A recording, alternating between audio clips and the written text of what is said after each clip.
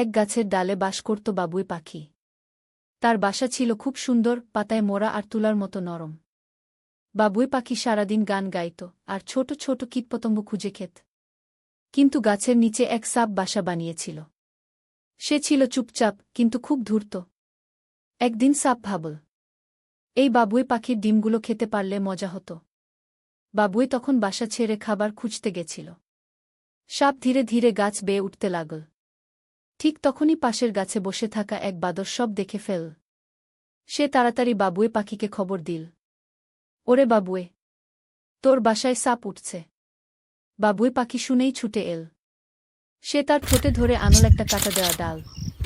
গাছের ডালে বসে সে ডালটা ফেলে দিল সাপের গায়ে।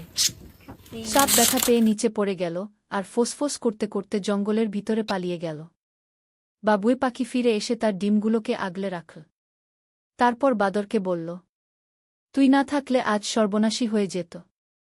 বাদর হেসে বলল, জঙ্গলে তো আমরা সবাই বন্ধু, বিপদে পাশে থাকাই তো আসল কথা। সেই থেকে বাবুই পাখি আর বাদর খুব ভালো বন্ধু হয়ে গেল। এই চ্যানেলটি সাবস্ক্রাইব ও লাইক ও কমেন্ট করে জানাবেন কেমন লাগলো।